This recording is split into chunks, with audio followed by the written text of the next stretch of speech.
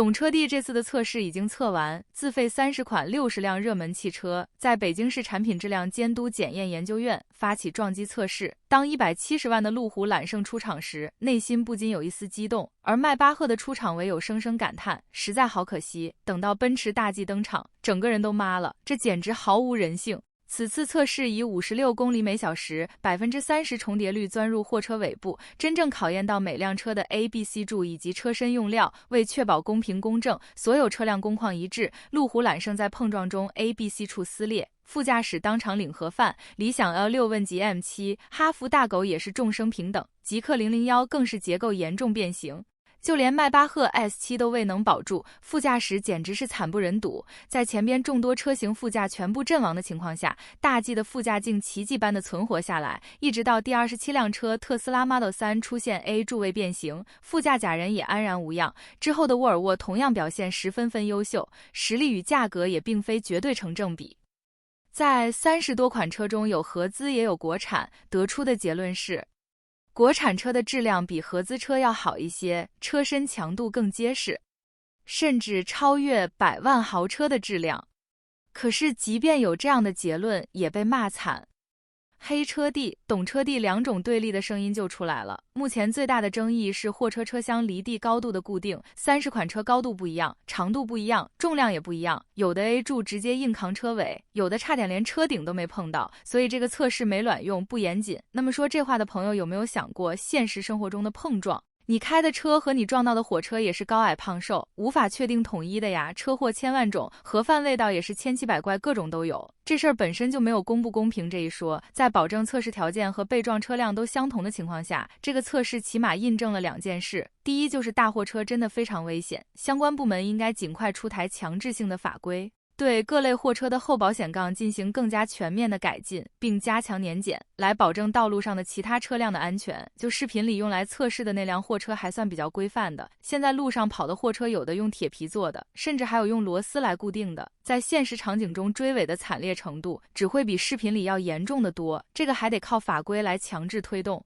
第二就是它再次证明了贵的车未必安全，便宜的车也就未必糟糕。节目里有句话说得好啊，别纠结，撞到哪里活下来的才是硬道理，差的就不说了，都是垃圾。好的比如现代伊兰特这款6-7万的家用 A 级车，在钻车底的测试中竟然只做到了 A 柱只弯不断，和其他20-30万的车并列在第一档。特别是伊兰特，以前一说韩系车大家都说看不起，说皮薄馅大，结果现在测完反倒成了 A 级小车里最争气的。碰撞后4门正常解锁，副驾驶只有轻微的伤害，甚至连评级都和沃尔沃 S601样拿到了 G， 就非常的让人意外。这说明光看车身用量来衡量安不安全也不太严谨，你还得看车身的结构是否合理，碰撞中的约束系统是否能够发生作用。再看看以前拆车节目里给出的车身强度排名，你说这次伊兰特打了多少人的脸？当然嘛，这些测试有人信有人不信，反正这也不是懂车帝第一次搞事情，也不是第一次被骂了。每次搞每次都被骂，就这种舆论压力和后续可能会带来的风险，那不是一般的个人或者一般的团体机构能承受的。所以有没有一种可能，最硬的其实不是车，而是懂车帝？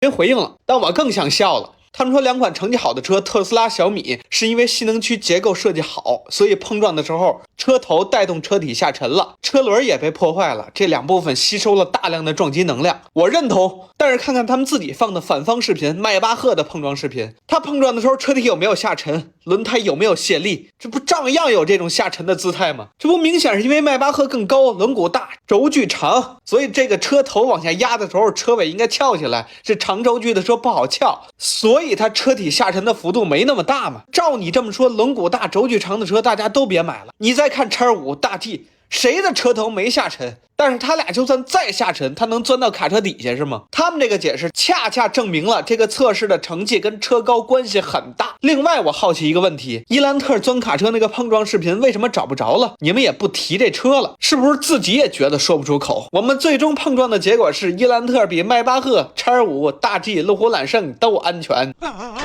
有车企真的用实力来打脸比亚迪，让人看得哭笑不得。在11月8日，宝骏汽车放出一段宣传片，一辆越野在封闭场地里依次展示了螃蟹行走、横向行驶，甚至是速度超快的原地掉头。这些功能不是只有价值100万的仰望 U8 上才有的吗？仰望 U8 还到处表演，把人唬得一愣一愣的。再看细节，这辆越野目前还不是量产的版本，但能在试验车上实现，也证明往后是有可能搭载在宝骏的新车型上的。除此之外，后轮的转向幅度之大，已经和前轮相差无几，这也是其能实现十分夸张的横向行走的硬件条件之一。这样的尺寸搭配4轮转向，停车灵活性真的把比亚迪那个蜗牛般的原地掉头直接甩了几条街。比亚迪吹嘘的技术就这样被攻破了，说明这个技术本身就不是什么值得炫耀的，还可能被宝骏这样一个山寨车企用在8万左右的车型上。那以后比亚迪还拿什么表演？不知道下一步是不是也弄一个应急浮水模式放到这台车上？对此，很多网友表示，宝骏汽车、宝马汽车，越野品牌，虽然名字都是玩的谐音梗，但是这个掉头的技术看来是真的了。估计在下次的车展上看不到比亚迪建个大场地，在那里原地转圈烧胎了。交警都说了，你能活下来是个奇迹，所以说我希望我这个奇迹来告诉大家，让大家不像我这样就发生悲剧嘛。梁先生你好，开的什么车？城市D9高速上单向的4车道，然后我在最左侧的快车道上，前边有一个就应该是施工车辆，它是4.2米的，就是高栏厢货，它在那个路上停着，我开的是那个自适应巡航和车道保持，应该是没有看见它，然后因为我比较相信自驾嘛，一直在开，跑了将近4-5万公里了，一直跑高速嘛，从来没发现出现什么问题，然后直接撞上去。最后交警判的是55的责任，交警说的意思就是没有刹车痕迹。是说呢，你为啥没有刹车痕迹啊？因为我开了自驾嘛。那没关系，你人在干嘛嘞？也就是我当初有点懵还是怎么回事，反正没发现这个问题。交警判的服气吧，没有问题吧？没问题，我认为没问题。他停他有错，你撞你有错。我就是没想通的是，我开的自驾有车停在那，为什么没有？我来今天教你一个新的知识点，梁先生。你的车子没有激光雷达吧？没有。激光雷达的目的是什么？我先告诉你啊，简单来说，激光雷达它发射出来的东西，前面任何的物体都会形成一个3D 点云，也就是一个立体的石膏。你可以想象一下，没有颜色的，就是一个石膏的立体图像。它根据这个立体图像再去判断这个图像是什么，比如它是个车，它是个人。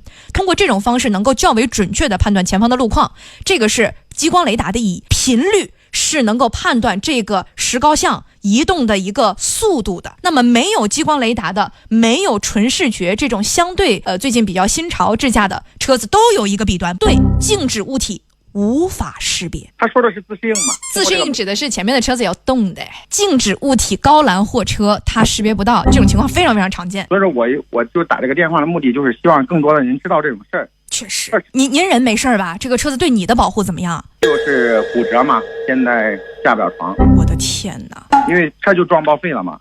理解了。实际上我就是希望通过我这个事儿，我希望就是厂家拿出一个态度，包括我懂车地上我也经常看的都是我在测这个车的80度刹停，100公里每小时刹停，是吧？120 AEB 介入刹停。我就是想通过这个事儿，我就想问问厂家，然后厂家也可以把这个事儿告诉所有人，因为包括我问我们的同样的车友们也说，还有这个说法吗？从来没人跟他们告诉过这件事儿。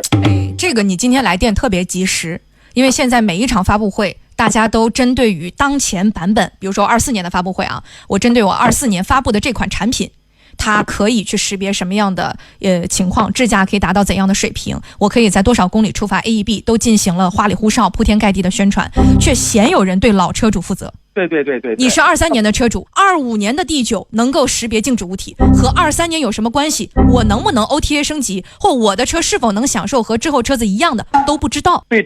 其实梁先生啊，你在事件发生之后有没有联系过你的经销商门店啊？我问他们说是什么？是你自己操作的问题，你没看那个条款，因为我不会拿我的生命去开玩笑。你要给我说过的话，我不会说我去开自适应巡航，我要跑这么多，1年跑了将近5万公里了，可以说也是一个资深的D9了吧，可以是这样说。但是到最后就是这个发生事故之后，我去问4S店，4S店就一句话，我们不会识别，是你自己不知道啊？什么叫做他们不会识别是你自己不知道？就是他们也说他的车是对于静止物体的识别概率很低的是吗？他们说不会识别，他们就不是概率很低的问题了。我要看我的行车数据，他也不让我看。行车数据为什么不让你看？你都撞了，你人都受伤了，还不给你看行车数据，疯了？他说这是属于什么法律？我问厂家说的是让我联系4S店，我问4S店说的是这个涉及到那个权限，不能给我，不能让我看。4S店也是，我有的时候也真是不理解，你4S店卖个车，有的时候莫名其妙的售后还整出优越感来了。我知道你不知道，你不知道你活该，常识你都不知道，该。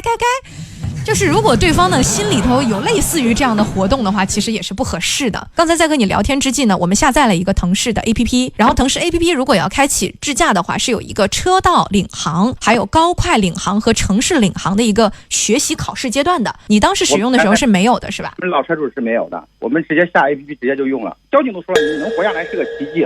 所以说我希望我这个奇迹来告诉大家，让大家都真正的是厂家，因为厂家他能，你们媒体再呼吁，不如厂家一个群发。它一个 APP 的一个推送，对不对？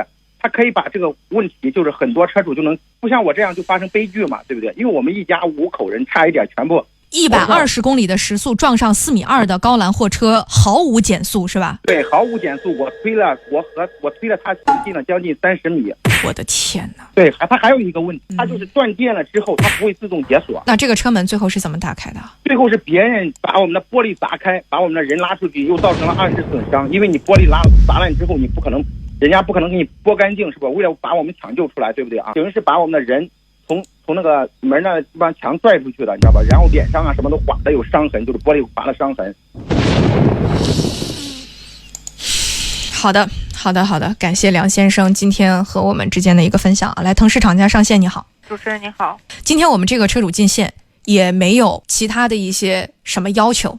作为一个老款腾势D9的车主，他对于在开启自适应巡航过程当中前方静止物体识别概率的问题，本人并不清晰。那么刚刚我们下载 APP 发现，所有新任的腾势车主都需要经过学习，了解其固定风险。梁先生购买时，由于当时的驾驶和辅助都处在一个起步阶段，所以他是直接进行使用。他今天进线，想法是有没有可能由腾势发起，对所有的老车主功能的局限性，哪些能做到，哪些不能做到，进行一波推送。我刚刚看过了这个视频，我实话实说，我有一瞬间眼睛都有一点湿润的。我觉得对于梁先生全家人都坐在一台 MPV 上，本身是一个天伦之乐的状态。经历了这些，梁先生本人固然有过错，他对车辆的情况认知不清，他在前方有静止物体，其实他人能看见，离得很远，他自己没有踩刹车，他没有接管，甚至没有拉一把方向，都没有操作。梁先生固然有错，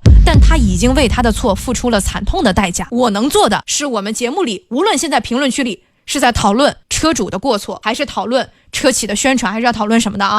你重视起来了，你知道了，这是成功的。车企没有这样的社会责任吗？其实车企也有的。老车主能不能推送一步？最后一个诉求，梁先生的数据为什么不调给他看？售后人员和车主的交流也有问题。什么叫做我们就是识别不了？就是你自己不知道。那么车主说，那我确实不知道，你把数据调给我看，为什么不能调？我从来不帮任何在智驾过程当中发生交通事故的人去索要车企的赔偿，因为我认为这是需要车主自我承担的风险。但是车企做的是让车主明明白白的承受风险，就是你要告知当时的数据是怎样的，如何发生的，你起到一个还原的责任都不行吗？我会如实记录反馈的。比亚迪的腾势真的不亏为高端子品牌，在被奔驰抛弃后，比亚迪运营的风生水起，连车主的觉悟都这么高，人都下不来床，还想着给其他车主提醒比亚迪的智驾有问题，并且亲自要求媒体把这个消息传出去，让更多的人知道这什么精神，可以称得上大无畏精神了。不难想象他打完电话之后，内心应该非常的满足，又替比亚迪默默地挽救了不知道多少个家庭。腾势作为高端豪华 MPV， 售价高达35万，对于用户筛选真的做到了极致。一家人都快没了，还想着其他车主，真想给他记个锦旗。有这样的车主，比亚迪也是默默记在心里。